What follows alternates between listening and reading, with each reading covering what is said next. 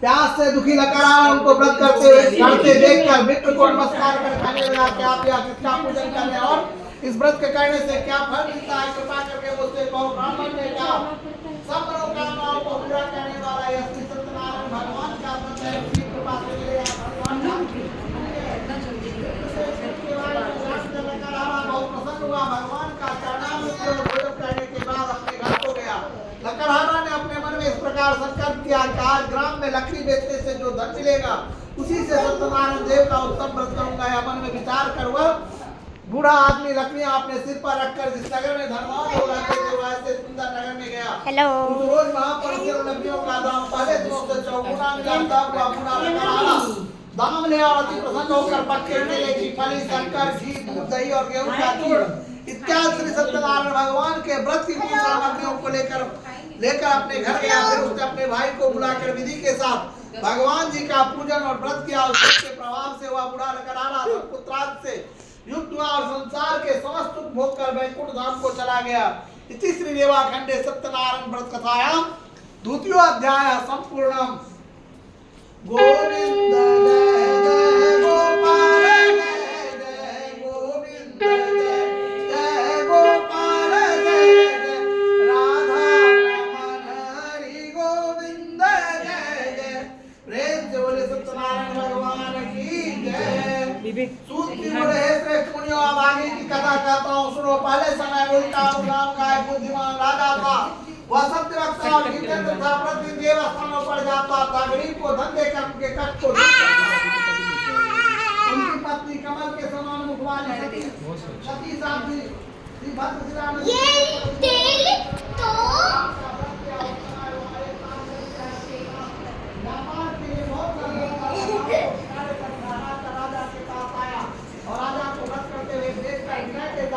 पूछने लगा, हे राजन, भक्ति से आप क्या कर रहे हैं, मेरी सुनने की इच्छा है तो आप मुझे बताइए।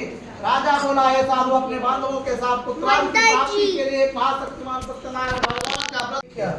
उल्लिख्य अग्नि देवता सुस्थिरो भव घी डाल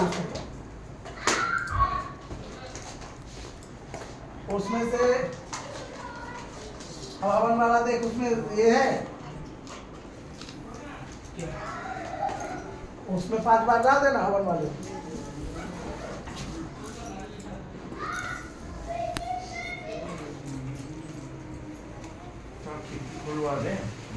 हाँ, खुलवाना पड़ेगा। वो लगा हुआ है शीशा लगा उस पे ये आग वाला। हाँ, नीचे निकलवा दिए। उसको मिक्स कर निकलवा दिए, मतलब ठेपी लगना चाहिए ना, मुझसे तो बंद हो जाएगा ना। तो इसे वैसे लग तो पानी फेंक देगा। इसको मिक्स कर लीजिए आप। नहीं, इधर नहीं है, वो है ना, दिख रहा है। हाँ हाँ, उसको क्या करें? ये आप खुला है वो तो, अभी चालू नहीं हुआ होगा सर। नीचे बताया है हाँ निकल लग खाना। सुने लेट हो जाएगा मुझे कहीं खाना दे दो ऐश्वर्या, खाना दे दो, खा लीजिए खा लीजिए खा लीजिए। लेट हो जाएगा मुझे दादर जाना 5-10 मिनट के बाद कभी लेट हो जाएगा। पंडित जी बिना खाले मुंह उठा के घर से लोग ना निकले। ठनके खा लीजिए, थोड़े मुंह उठा कर।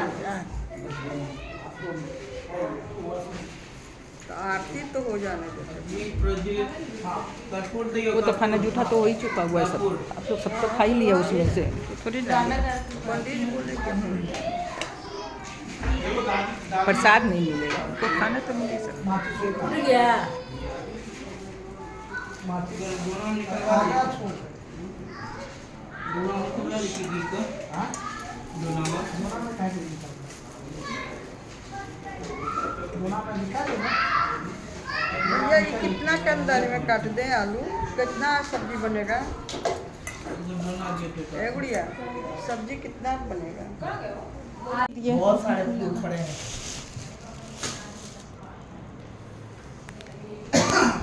सूत जी बोले, हे ऋषियों, जिसने पहले समय में इस व्रत को किया उसका इतिहास कहता हूँ, ध्यान से सुनो। सुंदर काशीपुरी नगरी में एक अत्यंत निर्धन ब्राह्मण रहता था।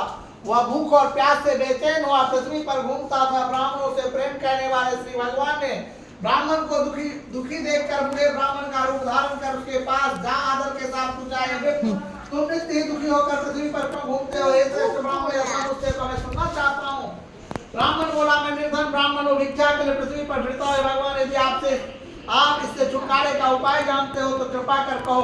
वृद्ध ब्राह्मण बोला कि श्री सत्यनारायण भगवान मन वांछित फल देने वाले ऐसे है। ब्राह्मण तो उसका पूजन कर इसके कहने से एक सेकंड आरुष, मनुष्य सब दुखों से मुक्त होता है। ब्राह्मण को व्रत का सारा विधान बतलाकर बूढ़े ब्राह्मण का रूप धारण करने वाले श्री सत्यनारायण भगवान अंतर ध्यान हो गए। जिस व्रत को वृद्ध ब्राह्मण ने बताया मैं उसको करूंगा या निश्चय करने पर उस वृद्ध ब्राह्मण को रात में नींद नहीं आई। वह सवेरे उठकर श्री सत्यनारायण भगवान के व्रत का निश्चय कर भिक्षा के लिए चल गया।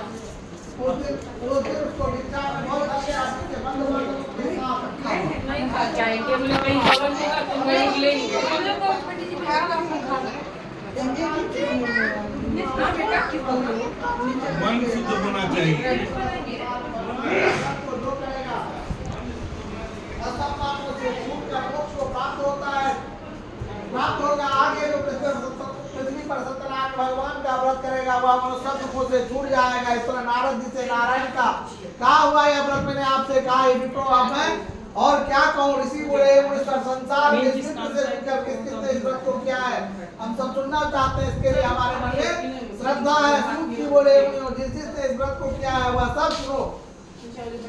एक समय यह वृद्ध ब्राह्मण धन और ऐश्वर्य के अनुसार बंधु बांधवों के साथ व्रत करने को तैयार हुआ। उसी